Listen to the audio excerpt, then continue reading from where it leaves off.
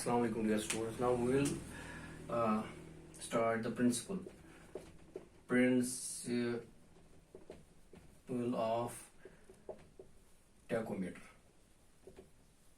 ठीक है, प्रिंसिपल क्या है इसका, ये किस पे वर्क करता है, ठीक। या इसमें आ सकता है थ्योरी ऑफ टैकोमीटर, ठीक है, या ये, ठीक है। तो कैसे वो कैसे इसका प्रिंसिपल किस पे बेस है और कैसे उसकी डेरिवेशन निकालनी है। तो या इसमें आ सकता है जनरल इक्वेशन ऑफ डेरिवेशन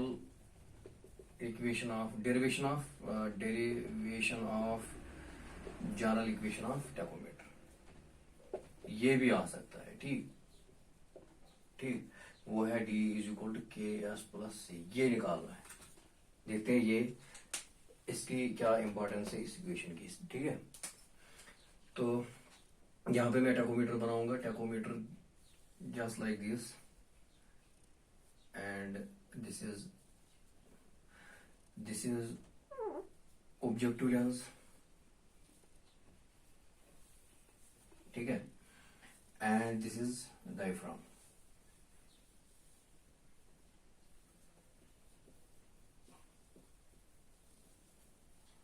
ठीक, this is the diaphragm, this is objective lens. यहाँ पे पॉइंट O है। जब हम यहां से देखते हैं, यहां से ऑब्जर्वर देखता है, ठीक है, ऑब्जर्वर यहां से देखता है। तो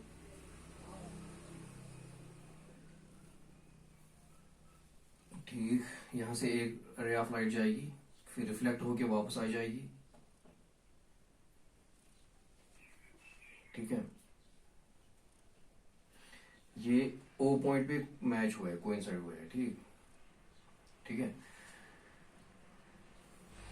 इसका अपना स्टैंड होता है टैकोमीटर का या थर्मोमीटर का भी, या लेवल का आपने देखा है। दिस वर्टिकल एक्सिस, जो सेंट्रल ग्राउंड पे पॉइंट होता है ना, वो ये है। This vertical axis, from this vertical axis this is objective lens, this is diaphragm, and this is focus F. This is represented by F, focal length of this objective glass, ठीक है, objective lens, ठीक। यहां से लेके vertical axis से लेके यहां तक D है, इसके सेंटर एक्सिस तक, ठीक। यहां से लेके यहां तक U है,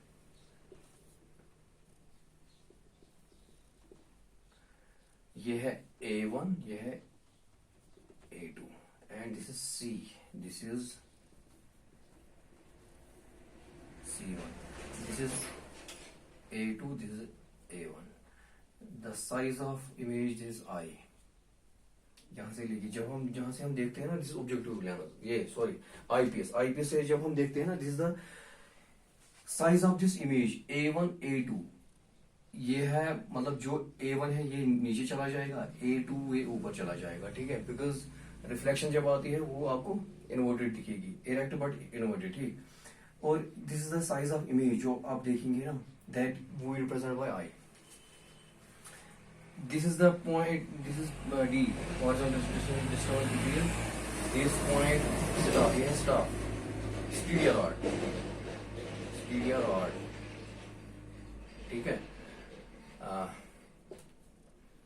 ये है, this is S is equal to stadia interval, ठीक है।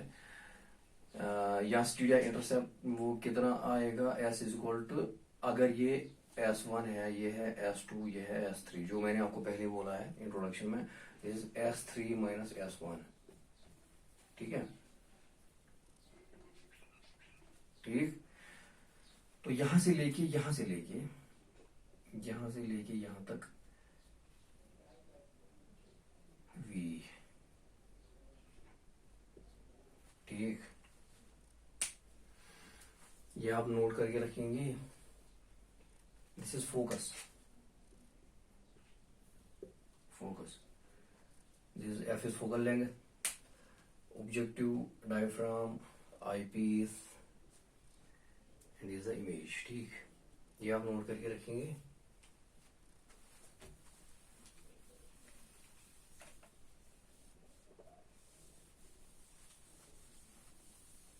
हमारे पास दो सिमिलर ट्रायंगल्स हैं फ्रॉम सिमिलर ट्रायंगल्स। एक है O A two A one, O A two sorry O A two A one and triangle O A one A two capital. ठीक है, ठीक। अगर हम सिमिलर ट्रायंगल्स का यूज करेंगे that means this is I by S proportionality, I by S, यानी कि जो साइज ऑफ इमेज है proportional to size of object, जितना ये बड़ा होगा उतना ही ये भी बड़ा होगा। ठीक है, तो by S equal to V by sorry this V is from this, V यहां से यहां तक है। ठीक है, वी बाई यानी कि V by U, V by U, V by U, V by U.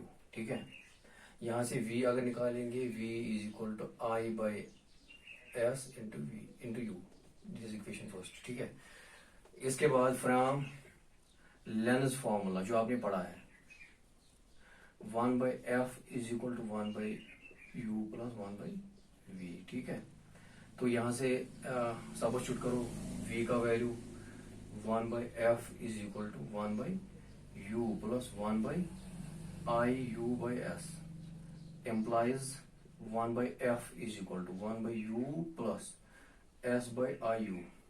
ठीक, इसको यहां ले जाएंगे हम।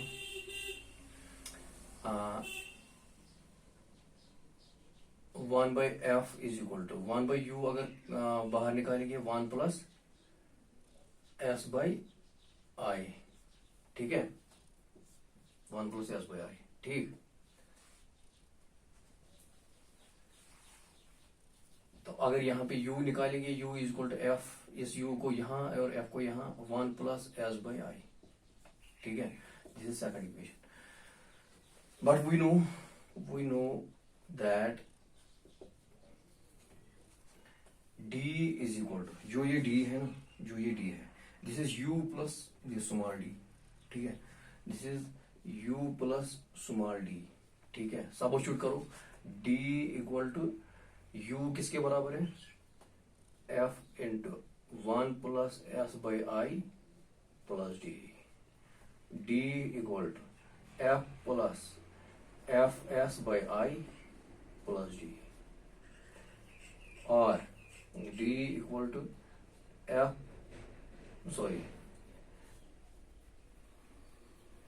F by I S plus F plus D.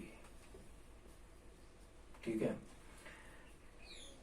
तो d is equal to this is F by I, we represent it as k and s अपना साथ है इक्वल टू प्लस f प्लस d, we can represent it by c।